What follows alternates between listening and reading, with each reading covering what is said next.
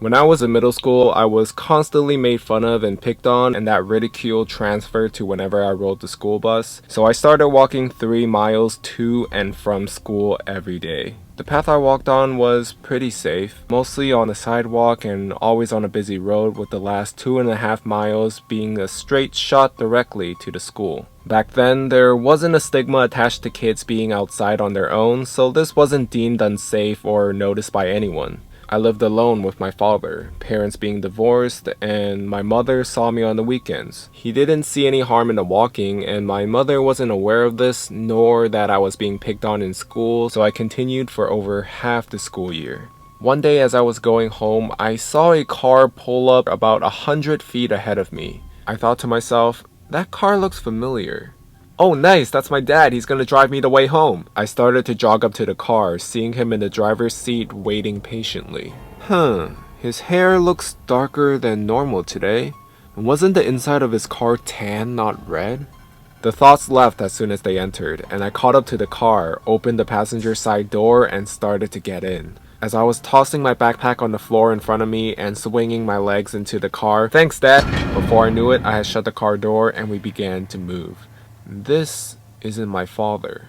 This man was much older, by at least 20 years. Hair obviously dyed black, and hands propped at 10 and 2 on the steering wheel. The shirt he was wearing looked just like the one my father would have worn. A short sleeve collar button down, brick red with black and horizontal lines, not pressed but not too wrinkled either. He was smiling at me, which probably would have felt warm if it was coming from my grandfather, but instead felt menacing. I heard a click and looked over at the door that had just been locked. I stared at the door for a moment longer, then turned and faced forward and completely froze, terrified. "Hello, I saw you walking. I figured I'd come give you a lift." I didn't move or answer. Don't act scared, just act normal. His voice matched his smile, deceivingly friendly. We were roughly a mile away from home, and half a mile from the next turn needed to head in that direction. All I could concentrate on is how am I gonna get out of this situation? "Are you on your way home?" Home. Yes, I wanna go home. Where's your house? I can take you back home."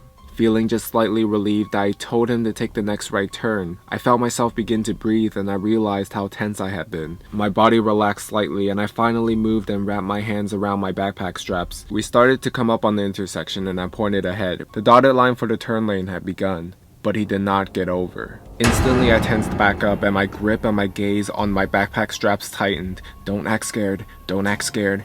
No, I really need to get back home. He swung the car into the turn lane and began to make the turn. Okay, see?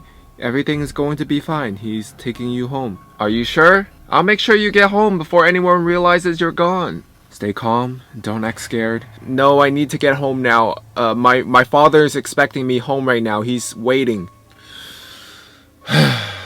Okay, maybe next time. We can meet here at the same place tomorrow. Sure, yes, tomorrow sounds good. I just need to get home today now. My eyes were firmly trained on the road ahead of us, hoping that if I just focused on the direction home, I would get there. The turn into my neighborhood was approaching, and I informed him again and pointing towards that direction. The next few moments were silent, even though it was so loud in my head.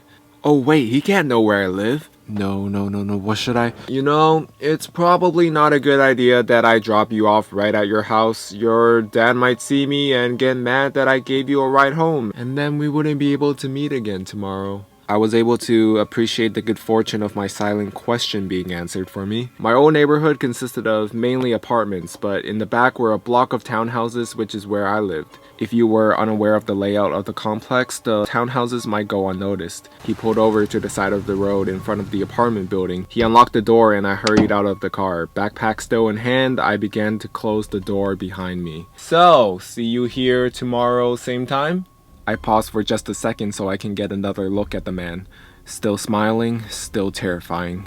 Yes, tomorrow. See you later. Don't run, don't act scared. I swung my backpack on the right way and briskly walked in the opposite direction of my house. I could hear the car still idling behind me, and it wasn't until I was able to turn off that road and leave his view that I heard him start to move. He had to drive up to where I was walking to turn around, and I glanced back as he was making an awkward turn He caught my gaze and gave a slight wave before driving off. I turned my head and kept walking, and the moment I could no longer hear the car, I ran as fast as my legs and heavy backpack would let me. I ran around to where I could hide between two buildings and hid there for a while until I felt it was enough time passed to feel confident he was not driving back around looking for me. I ran the rest of the way home, keeping a lookout, making sure he wouldn't be able to see me through the backyards. I reached the front door, unlocked it, and almost spilled inside because I was moving so fast. It wasn't until I locked the door behind me that I felt safe.